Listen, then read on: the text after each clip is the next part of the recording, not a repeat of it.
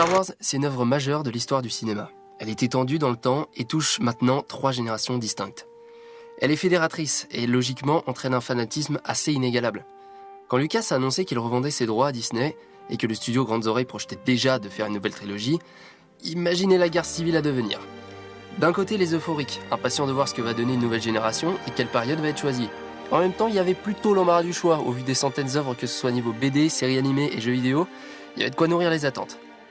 Peut-être une attente justement devenue trop grande. D'un autre côté, nous avons les dits puristes, ceux qui pensent que Disney n'est qu'une machine à fric, prête à détruire des licences pour éviter d'inventer et rentrer de la thune en masse. Et on va revenir là-dessus, hein. Ces puristes condamnent déjà le film avant même sa sortie, mettant en avant le caractère inutile de la chose et ouais, vous avez pas tort. Mais à ce compte-là, et au vu du paysage hollywoodien depuis ces 20 dernières années, vous allez pas voir beaucoup de films si on raisonne comme ça. Je trouvais ça toujours intéressant de voir ce que l'on fait à travers les décennies des plus grandes sagas ou héros, pour le meilleur et c'est vrai parfois pour le pire. Genre vraiment. Genre Alien Covenant. Quand J.J. Abrams a été annoncé à la réalisation, je n'ai pas souvenir de mauvaises réactions. C'était même un choix plutôt logique. Un homme à la réalisation efficace, un grand enfant qui rêve et qui a grandi avec la saga. Un geek à lunettes comme on l'appelle qui nous a déjà emmenés dans les étoiles avec un Super 8 qui était quand même un magnifique hommage à Amblin et un Star Trek Into Darkness qui se pose comme l'un des meilleurs space opéras de cette décennie. C'est vrai qu'il y a de quoi s'inquiéter, hein, il a quand même juste fait Lost, ça fait si peu. Star Wars 7 sort et, surprise, c'est un grand retour. La presse est relativement unanime et nous fonçons dans les salles obscures excités comme des fans de Game of Thrones à chaque fois que le générique retentit. Va être difficile à battre pourtant.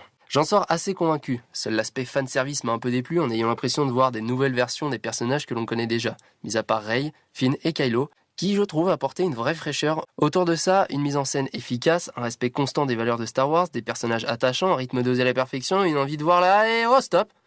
On me dit dans l'oreillette que les gens détestent Star Wars 7. Qualifiant ce film de prototype de film et un remake à peine caché du Nouvel Espoir avec des planètes et des enjeux pétés, bref Disney en vous vous êtes méchants, blablabla, blablabla. Et cet avis négatif sur Star Wars 7, je l'ai étrangement ressenti à l'annonce du 8 et à l'aube de sa sortie, ce qui est assez étrange à croire que les détracteurs se sont réveillés après coup. Star Wars 8 sort sous peu et ça promet. Rian Johnson a quand même réalisé Looper et si vous n'avez pas vu ce film, bordel, regardez-le, c'est un chef-d'œuvre. Le film en salle, les avis sont très partagés, mais peu importe, je fonce avec cette conviction que Johnson va faire la différence et contredire les opposants. Le film est pas mal imparfait, mais il est quand même incroyable. C'est un film généreux, bourré de talent et d'envie, et de s'extirper de la simple référence et de créer sa propre empreinte. Il développe ses personnages et crée une relation surprenante entre Kylo et Rey. Il présente un Luke désabusé et oui, c'est justifié. Une Leia forte et puissante et oui, c'est justifié aussi par Yoda. Poe qui est inintéressant dans le set devient enfin un personnage charismatique. Seul Finn et son acolyte Rose font un peu de tâche, et ça ce n'est qu'un détail parmi tant de bonne volonté et d'énergie constante. Le segment Canto Bight est certes discutable, mais propose des visuels nouveaux à l'instar du combat final. C'est un film qui prend son temps, mais qui est dense. Un film sérieux, mais touchant. Mais allez savoir, les critiques négatives ont pris le pas et dominé les réseaux sociaux pendant des semaines. Chaque post Facebook, chaque évocation du film se voyait polluée par des commentaires haineux, poussant même Rian Johnson à justifier ses choix, alors que, mon pote, en fait, t'as pas à le faire. Et c'est là que le problème devient plus grave et intéressant. Il est inévitable qu'une nouvelle saga Star Wars divise. Quand je parlais du fanatisme juste avant, c'est encore plus vrai pour Star Wars. Imaginez un enfant émerveillé devant ses premières sensations de space opéra dans les années 70, qui voit adulte une nouvelle trilogie arriver, et qui 10 ans plus tard, on lui refait le même coup. Que ce soit pour la génération de la première trilogie ou celle de la prélogie, on parle de dizaines d'années d'écart et de mentalité. Et aujourd'hui, la nouvelle saga est témoin et victime de ça. Ce fan de la première heure qui a accumulé les idées sur une potentielle suite et qui a nourri ses fantasmes. Moi-même, j'attends toujours un film Pouvoir de la Force, mais ça arrivera sûrement jamais. Il était quasiment impossible pour Disney d'unifier tout le monde, de plaire à tout le monde. Il est bon de rappeler la réception critique de la prélogie à l'époque qui s'est fait descendre en flèche et voir aujourd'hui tous ces gens qui la reconsidèrent bien comme par hasard.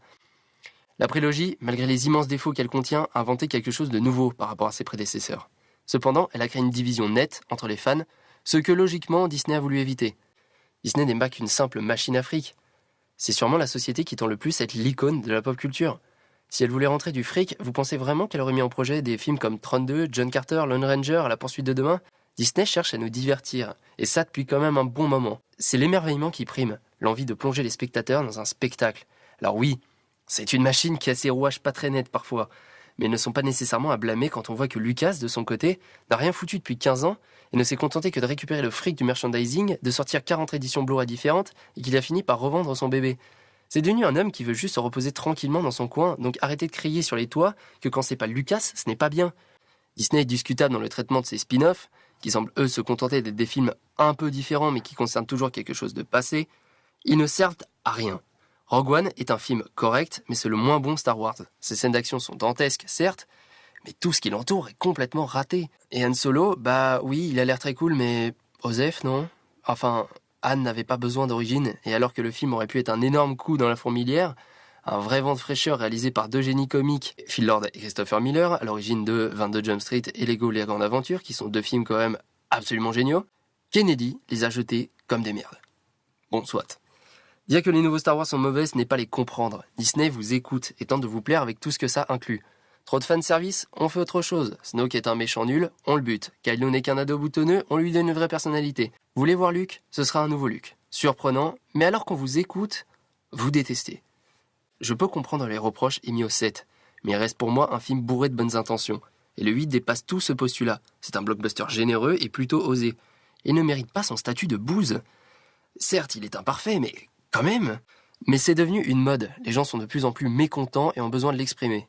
Et quoi de mieux que de taper sur quelque chose de générationnel et fédérateur comme Star Wars ? Nous sommes dans une culture de l'instant qui ne réfléchit pas et ne pèse plus ses mots. Aujourd'hui, on a tendance à se fermer à des moments où notre esprit doit être le plus ouvert. L'exemple est évident ici. Combien on parie que cette trilogie sera considérée comme excellente quand la nouvelle sera sortie ? Quand on voit la réception pré-sortie de Ghostbusters 3 et Ocean 8, ça fait peur. J'explique pourquoi. Nous sommes dans une envie constante de remettre tout en question sans forcément chercher pourquoi nous le faisons. On ne juge plus le film, le metteur en scène, mais ce qu'on attend d'une licence et de notre propre volonté, nos propres envies et notre propre opinion politique. Nous ne cherchons même plus à découvrir un discours, nous voulons qu'il soit adapté au nôtre. Le cinéma est fait pour vous, mais pas par vous.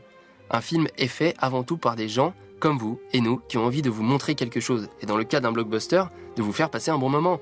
Ces films ne sont pas adaptés à votre vie, à votre expérience, il est fait pour des millions de personnes aux opinions et aux vies différentes.